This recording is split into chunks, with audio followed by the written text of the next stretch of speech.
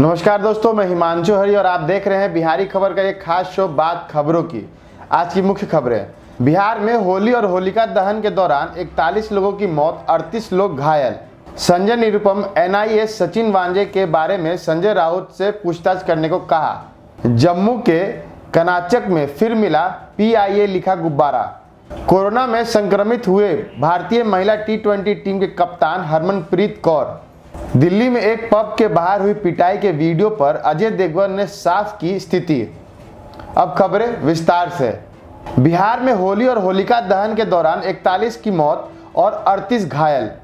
बिहार में होलिका दहन और होली के दिन भरे प्रदेश में अलग अलग घटनाओं में 41 लोगों की मौत हो गई, जबकि 38 अन्य लोग घायल हो गए। बताया गया है कि राजधानी पटना में गुट संघर्ष में 5 लोगों की हत्या कर दी गई। वहीं नशे में गाड़ी चलाने के कारण समस्तीपुर में 2 अलग अलग सड़क दुर्घटनाओं में 4 लोगों की मौत हो गई। इससे पहले रविवार शाम को नालंदा में तेल्हारा पुलिस स्टेशन के पास एक तेज रफ्तार कार ने मिठाई और नमकीन की दुकान पर होली पर खरीदारी कर रहे लोगों को पर ट्रक चढ़ा दिया। हादसे में 6 लोगों की मौत हो गई और 10 से अधिक घायल हो गए। गया के बोधगया थाना क्षेत्र अंतर्गत पोर्ताल पंचायत के राहुल नगर गांव में होलिका दहन के दौरान आग की चपेट में आने से 3 दलित बच्चों की मौत हो गई और एक व्यक्ति गंभीर रूप से घायल हो गया। बोधगया पुलिस स्टेशन के एसएचओ मितेश कुमार ने बताया है कि ग्रामीणों ने सोमवार सुबह शव का अंतिम संस्कार किया। उन्होंने अब तक कोई शिकायत दर्ज नहीं करवाई है। मधुबनी जिले के बेनीपट्टी थाना क्षेत्र अंतर्गत होली के दिन सोमवार को जमीन विवाद को लेकर 2 गुटों के बीच खूनी संघर्ष हुआ। इस दौरान हुई गोलीबारी में 2 भाइयों की सहित 3 लोगों की मौत हो गई, जबकि 3 अन्य घायल हो गए हैं। मधुबनी के एसपी डॉक्टर सत्यप्रकाश ने बताया कि घायलों में से 2 को पटना रेफर किया गया है, जबकि 1 को दरभंगा रेफर किया गया है। सीतामढ़ी में होली पर परसौनी थाना क्षेत्र अंतर्गत मुसहरी गांव के पास 2 व्यक्तियों की मौत हो गई और 3 अन्य घायल हो गए। कटिहार से भी ऐसी ही घटनाएं सामने आई हैं, जहां बाइक सवार 3 लोगों की मौत हो गई और 2 घायल हो गए। वैशाली, गोपालगंज, बक्सर, जहानाबाद जिलों के 2-2 लोगों की सड़क दुर्घटना में मौत हो गई है, जबकि एक पिकअप वैन पलटने से लखीसराय में 1 व्यक्ति की मौत हो गई और 10 घायल हो गए। कैमूर में 2 लोग अलग अलग सड़क दुर्घटना में 2 वर्षीय बच्चे सहित 3 व्यक्तियों की मृत्यु हो गई और 3 अन्य घायल हो गए। पुलिस मुख्यालय के मुताबिक खगड़िया में एक किसान की गोली मारकर हत्या कर दी गई है। बक्सर में 2 लोगों की मौत हो गई। रोहतास में 2 समूह के बीच गोलीबारी में 1 व्यक्ति की मौत हो गई और 3 अन्य घायल हो गए हैं। संजय निरुपम एनआईए सचिन वाजे के बारे में संजय राउत से पूछताछ करने की बात कही। मुंबई के पूर्व कांग्रेस अध्यक्ष संजय निरुपम ने कहा कि एनआईए को सचिन वाजे के फिर से पुलिस विभाग में बहाली के बारे में शिवसेना प्रवक्ता संजय राउत से पूछताछ करनी चाहिए। संजय निरुपम ने मंगलवार को पत्रकारों से कहा कि शिवसेना प्रवक्ता संजय राउत हमेशा सचिन वाजे की तारीफ करते थे, लेकिन एंटीला मामले में उसकी गिरफ्तारी के बाद राउत पलट गए। अब उनका कहना है कि उन्होंने सचिन वाजे की फिर से पुलिस विभाग में बहाली का विरोध किया था। निरुपम ने कहा कि संजय राउत के बयान ऑन रिकॉर्ड है, इसलिए राउत के अपने बयान से पलट नहीं सकते हैं। सचिन वाजे की बहाली किस नेता की सिफारिश के बाद हुई, इसकी जानकारी सार्वजनिक होना आवश्यक है।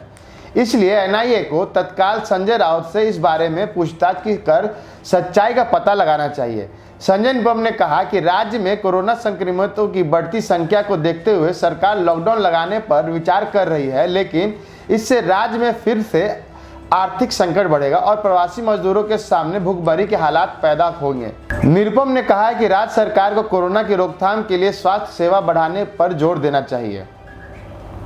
जम्मू के कनाचक में फिर मिला पीआईए लिखा गुब्बारा। जम्मू जिले के सीमावर्ती इलाके कनाचक में एक बार फिर पुलिस के पीआईए लिखा विमान नुमा गुब्बारा जब्त किया है।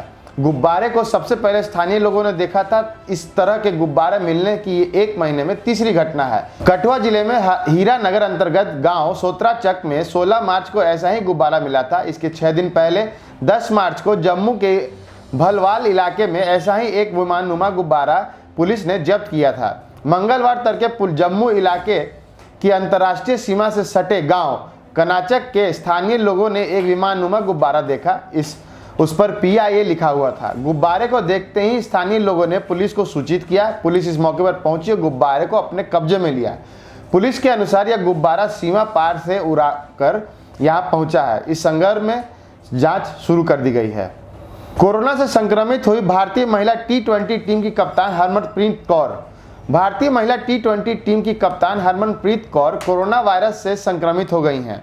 हरमनप्रीत ने मंगलवार को ट्वीट कर उक्त जानकारी दी। हरमनप्रीत ने ट्वीट किया, दुर्भाग्य से मेरा कोविड-19 टेस्ट सकारात्मक आया है। मैं ठीक महसूस कर रही हूं और अधिकारियों और मेरे डॉक्टरों द्वारा बताए गए सभी दिशा निर्देशों का पालन करते हुए खुद को अलग थलग कर लिया है।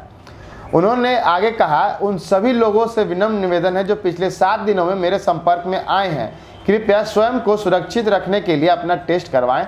भगवान की कृपा है और आपकी शुभकामनाओं के साथ मैं जल्द ही मैदान पर वापस आऊंगी।